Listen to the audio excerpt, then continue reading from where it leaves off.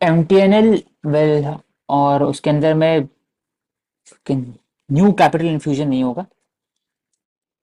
Further MTNL MTNL BSNL को एक तरह से रिवाइव करने की बात किया गया था 2019 में। सेकेंड रिवाइवल प्लान दिया गया था 2022 में, लेकिन एमटीएनएल का लॉस बहुत ज्यादा है, 3200 करोड़, रेवेन्यू मात्र 799 करोड़ है। नेगेटिव है उनका वर्थ 23,000 करोड़।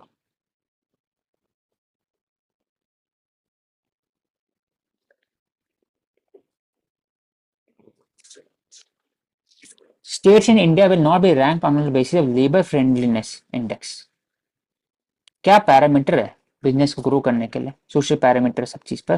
तो labour welfare employment index from the next to enhance labour welfare employment opportunity,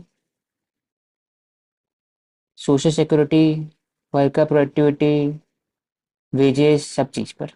example ये है कॉम्परेटिव फेडरलिज्म, कोऑपरेटिव फेडरलिज्म का, क्योंकि स्टेट के बीच में कंपटीशन प्रमोट किया जाएगा in a very positive manner. Globally एक लेबर राइट इंडेक्स होता है जो कंपैरिजन प्रोवाइड करता है 145 कंट्री के बीच में। 0 to 100 स्कोर दिया जाता है कि कैसे लेबर को ट्रीट किया जाता है, वर्किंग आवर क्या है, एम्प्लॉयमेंट सिक्योरिटी है कि नहीं, चाइल्ड फोर्स लेबर कैसा है। तो क्या वैसा हम लोग इम्प्लीकेट कर सकते हैं, क्योंकि already in labour areas we are already moving on rationalisation of the several code, और हो भी चुका है code on social security, occupational safety, industrial relation code, code on wages etcetera. लेकिन on the basis of that हम लोग labour right से focus कर सकते हैं। तो इसको डेवलप किया जा रहा है for promote healthy competition among the state. और स्लोली बेसिक फीचर जो रहेगा लेबर लॉस का वो सेम रहेगा, कुछ कुछ चेंजेस रहेगा। It will also help in level playing field for the business across the country. Carbon credit बहुत इंपॉर्टेंट टूल है। जैसे अगर इसको बात किया जाए कोयोटो प्रोटोकॉल, तो उसके अंदर में कार्बन क्रेडिट का मैकेनिज्म था, सीईआर के सर्टिफिकेट दिया जाता था, लेकिन अनयूज्ड कार्बन क्रेडिट बहुत ज्यादा हो गया था। कैसे इसको ट्रेड किया जाए उस पर क्वेश्चन उठता था, ग्रीन वॉशिंग का चैलेंजेस था। इसलिए वापस से पेरिस क्लाइमेट के अंदर में अभी COP29 के अंदर में फिर से क्लाइमेट फाइनेंस पे बात होगा, और कार्बन क्रेडिट और उसको कैसे दिया जाए, बांटा जाए, डिस्ट्रीब्यूट किया जाए, ट्रेडिंग कैसे हो, उस पर भी चर्चा होगा। तो कार्बन क्रेडिट के अंदर में सबसे इंपॉर्टेंट मुद्दा होता था कि जो फार्मर लोकल कम्युनिटी है उनको मिले है कि नहीं, क्योंकि प्राइवेट सेक्टर और गवर्नमेंट को तो मिलते ही था सीईआर। और कैसे कर सकते हैं, तो फर्स्ट टाइम इंसेंटिवाइज किया जा रहा है कि स्मॉल फार्मर्स उनको दिया जाएगा। उससे फायदा क्या होगा कि अगर कोई अगर स्मॉल फार्मर्स है, they are encouraging organic farming, या फिर सॉइल ऑर्गेनिक कंपाउंड को बचा के रख रहे हैं, प्रिजर्व कर रहे हैं, एग्रो फॉरेस्ट्री में पार्टिसिपेट कर रहे हैं, ए फॉरेस्ट्री में पार्टिसिपेट कर रहे हैं, तो उनका एडिशनल इनकम बढ़ सकता है इससे। सिर्फ राइस वीट में उनका इनकम नहीं हो पाता है, तो मिक्स फार्मिंग में इनकम बढ़ेगा, रोटेशन क्रॉपिंग कर रहे हैं, कुछ भी बचा रहे हैं, कुछ भी कर रहे हैं, तो कार्बन इमिशन कम होगा और इनकम बढ़ेगा। डायरेक्ट सीडेड राइस हो गया, नाइट्रोजन मैनेजमेंट हो गया, क्रॉप सेंसिटिव मैनेजमेंट हो गया। तो currently the company has enrolled, एक कंपनी थ्रू हो रहा है 80,000 फार्मर और diversify carbon credit from the farmer can be purchase by the industry, जिनको लगता है कि लॉन्ग टर्म में उनको अपना रिडक्शन करना है कार्बन एमिशन, और उनके पास टेक्नोलॉजी की सोल्यूशन भी नहीं है, ना ही कि वह फाइनेंस है, तो कार्बन क्रेडिट खरीद सकते हैं शॉर्ट टर्म के लिए। तो एक अलग से क्रेडिट मिल सकता है फार्मर को। तो इंडियन एग्रीकल्चर रिसर्च इंस्टीट्यूशन ये कैसे हेल्प करेंगे, रिमोट सेंसिंग, उसे पता लग सकता है कि क्या एम है। ऐसा नहीं कि आपको उसके अंदर में चेंजेस आ जाए, ऑडिटिंग होना चाहिए कि कार्बन एमिशन कंपनी प्रोवाइड कर रहे हैं कि ये कुछ मेजर्स से 1 से 2 टन कार्बन एमिशन कम हो जाएगा, लेकिन असली में सिर्फ 0.3 टन है। तो इसको कैसे रेगुलेट करेंगे कि ग्रीन वॉशिंग नहीं हो, प्लस इलीगल और अनएथिकल प्रैक्टिस में भी नहीं हो। तो एक फ्रेमवर्क होना चाहिए जिसमें वॉलंटरी कार्बन मार्केट होना चाहिए, जिसमें स्मॉल मार्जिनल फार्मर भी बेनिफिट ले सकते हैं। उससे एक तरह का बिहेवियर पैटर्न चेंज होगा, नजिंग मैकेनिज्म में हेल्प करेगा फार्मर्स को। उनको लगेगा कि लेगुमिनस क्रॉप और एक तरह से इसको उनको इन्वेस्ट करना चाहिए rather than focusing only on wheat and rice. Dairy board के अंदर में 80 मिलियन मिल्क प्रोड्यूसिंग फार्मर को अंडर लाना हो, NDDB।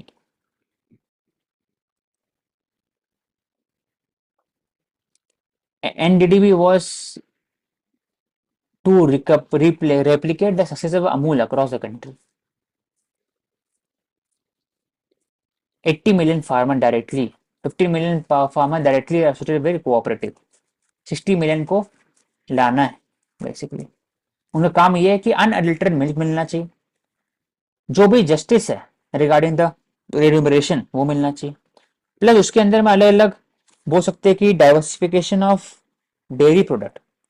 जैसे अभी बात होता है कैसे प्रोटीन को भी इम्प्लीमेंट करेंगे, तो आजकल प्रोटीन लेस्ड कर्ड हो गया, 15 ग्राम प्रोटीन उसको बेचा जा रहा है। प्लस बोल सकते हैं कि brand value of the indigenous cow, Gir हो गया, कंकरेज हो गया, साहिवाल हो गया एक्सेट्रा, उसको प्रमोट किया जा रहा है। तो अलग अलग जो इंपॉर्टेंट इंस्टीट्यूशन है, Mother Dairy, Sudha, even Amul, कैसे इसको प्रमोट कर सकते हैं। NFRA, national financial regulatory, national financial reporting authority, NFRA, उसका प्राइमरी कंसर्न है overall with regarding to the I chartered accountant, और उसका जो स्टैंडर्ड है क्या होना चाहिए with regarding to the auditing mechanism. Investor protection, safeguarding the public interest, setting the standard of the auditing.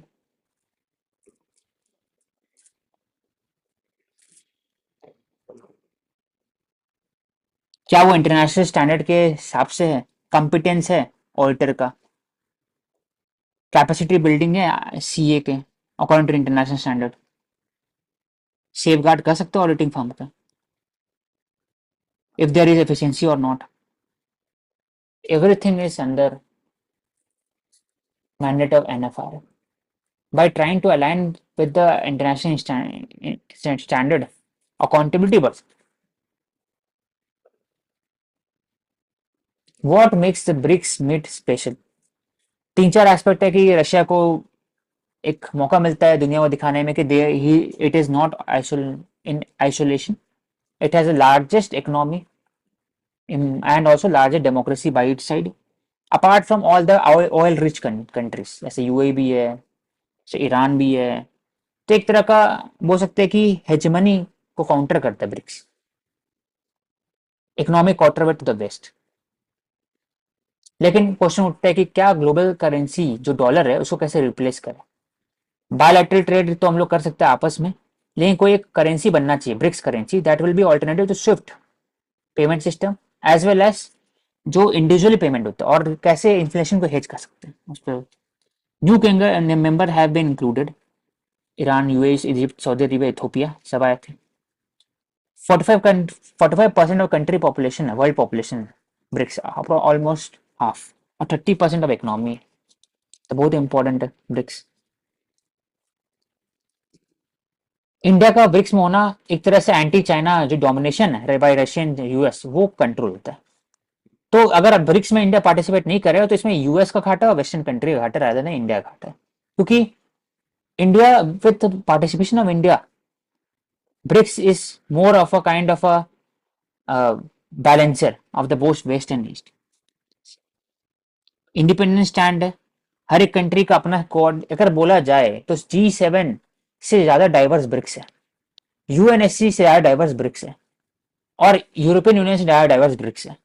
क्यों? क्योंकि यूरोपियन कंट्री के अंदर में एक नॉर्मेटिवली सबको एक बात पर सहमति रहता है उनका, हर एक मुद्दे पर, डेवलप वर्सेस डेवलपिंग कंट्री के बीच में जो भी मुद्दा है, या फिर एंटी रशिया जो बायस है सब चीज पर होगा। G7 का वैसे ही रहता है, लेकिन ब्रिक्स के अंदर ऐसा नहीं है। चाइना इंडिया आपस में उनका डाइवर्जन इश्यूज है, सऊदी अरेबिया ईरान है उनका डाइवर्जन इशू है, रशिया चाइना का डाइवर्जन इशू है with regarding to the Central Asia. तो कंट्री के बीच बीच में एक डाइवर्जन ऑफ इश्यूज है on the several aspect. This showcases कि BRICS is more of a democratic institution rather than जो western led institution such as G7 और बाकी।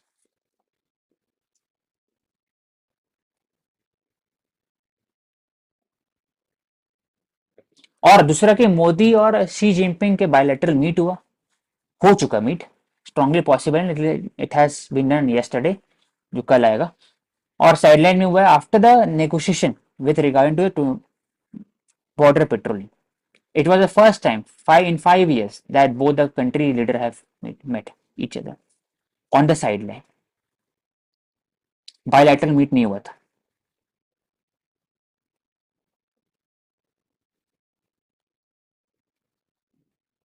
First female CFO HSBC. Isolationism made US world worse. Treasury secretary Janet ने बताया world financial leader को US economy has grown stronger under Biden. Isolation नहीं होना चाहिए. तो ये बेसिकली ईयू और इंडिया का बॉन्डनेस कैसे बढ़ सकता है. Bond mess. India they are looking for European bank to continue trading in Indian bond while addressing the ESMA oversight concern. ESMA के European Security Market Authority and RBI have been engaged in talk for looking way to break the lodge jam. Two people aware of the matter. यहाँ पे issue ये है कि जो ESMA है they want access to or like functions related to clearing corporation, but it being a foreign या फिर third party, तो ठीक. How can allow let it to gain. Sovereignty issue हो जाता है इंडिया का. हाँ. India में already we have the clearing corporation of India that is taking care of this particular function when it comes to European banks or different authorities investing into Indian bond market. Hmm.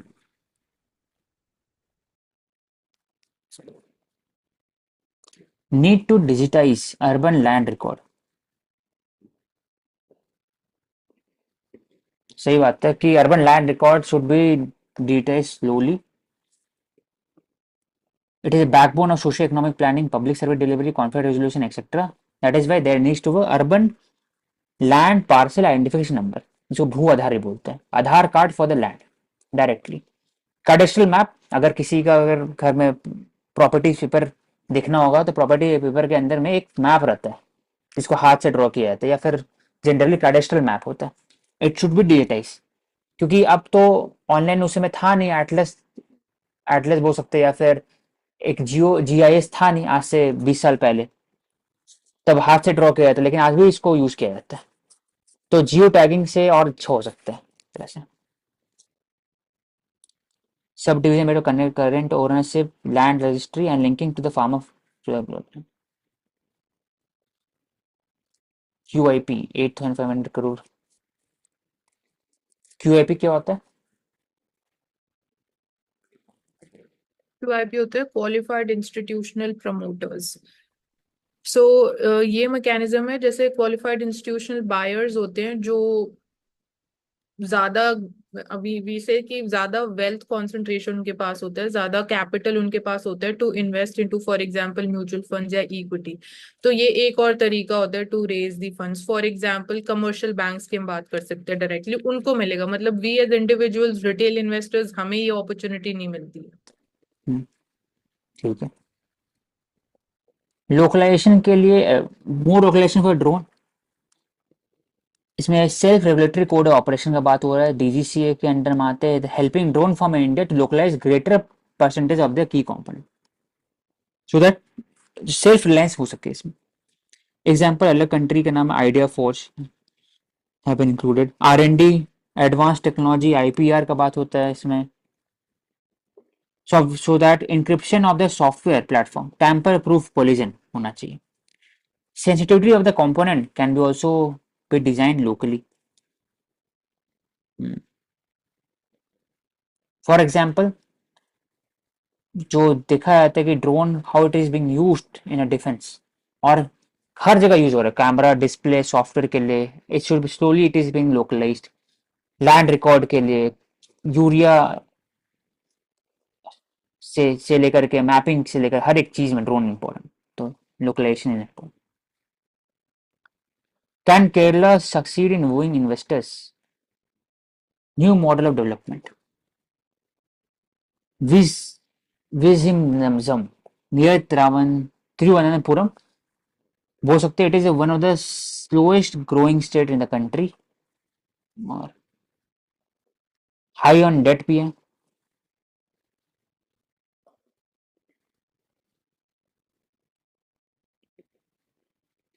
Dutch disease, हाँ, effect मतलब कि अगर आपके पास gas discovery होता है तो आप you are much more dependent on the particular system. उसके कारण क्या होता है, वो पूरा मैन्युफैक्चरिंग सेक्टर का डिक्लाइन हो जाता है क्योंकि आप सिर्फ गैस पे डिपेंडेंट है। वैसे ही केरला के अंदर में क्या है कि mostly depend on the remittances, तो एक क्वेश्चन प्रोवाइड करता है वही। उसी कारण agriculture manufacturing industry they are moving towards other state, for example Karnataka, Tamil Nadu. Poor government rich people, क्योंकि बहुत ज्यादा टैक्स रेवेन्यू कम ग्रो हुआ है लेकिन डेट बढ़ा है।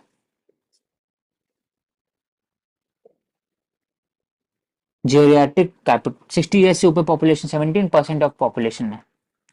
मात्र इंडिया में 7% है लेकिन वहाँ 17% है, 1/5 है। फास्टेस्ट बिकमिंग जीरियाट्रिक कैपिटल, तो पेंशन बिल बढ़ते जा रहा है, सोशल स्पेंडिंग बढ़ते जा रहा है, उसके कारण अलग से इशू है।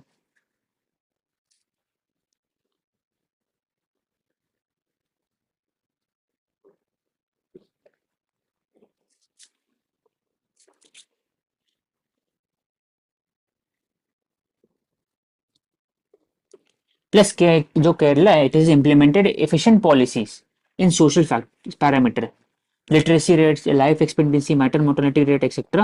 That is why Kerala model development बात करते हैं। लेकिन वो कब हुआ था? जब lack of jobs triggered migration 1970s में। 1.4 million Keralite were living outside the country, 93% were in gulf.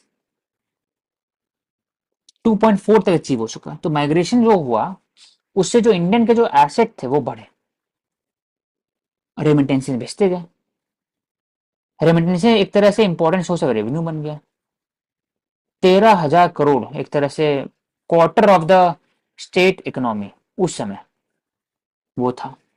Money went into the buying of gold, consumer good, building houses rather than boosting economic growth और manufacturing sector.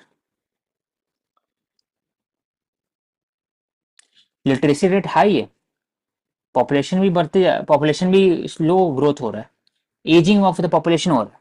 दूसरे कारण क्या हो रहा है कि जो बेसिक काम है वो dependency, it is depend on the migrant from Tamil Nadu, from eastern India etcetera, जो करना नहीं चाहते हैं बाकी तो।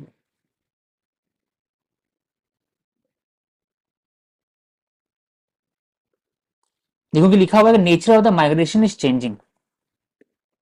Today people use to migrate for work, लेकिन आज पीपल जो है, बच्चे जो हैं वो माइग्रेट कर रहे हैं एजुकेशन के लिए in Europe, Canada and Australia. अब है कि वो जब सेटल डाउन हो जाएंगे तो रेमिटेशन वापस देंगे नहीं, तो कम से कम जो घर से पैसा लग रहा है बाहर, पहले क्या होता था, बाहर काम करते थे पैसा घर में भेजते थे। अब ये कि पढ़ने जा रहे हैं 4-5 साल तो एक्स्ट्रा पैसा लगेगा, प्लस वहीं पर रह रहे हैं तो एक्स्ट्रा लगेगा। तो क्या होता है कि जनरली जो माइग्रेंट है केरला के अंदर में, they are from the West Bengal, they are from the Bihar, Orissa, even Tamil Nadu से भी, कर्नाटका से, बाकी जगह से भी। ऐसे एक आदमी ने बोला कि 40 ट्री चढ़ते हैं और 23,000 रुपये कमाते हैं, लेकिन कभी वेस्ट बंगाल में नहीं कमाए थे। ये दिखाता है कि many of the menial jobs और जो लोअर स्किल जॉब है, it is concentrated with the migrant that are coming to the Kerala. साल भर में 40,000 रुपये देते हैं वापस अपने घर में।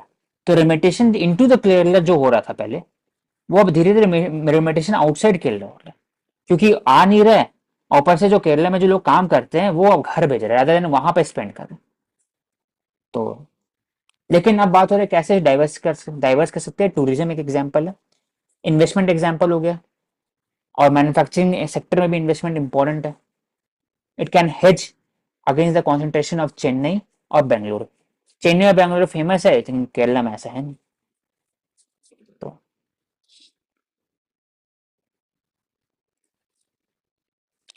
Kerala also spend less on infrastructure. Uttar Pradesh 6.6% invest करते हैं परसेंट ऑफ जीडीपी, लेकिन केरला 1.4% है।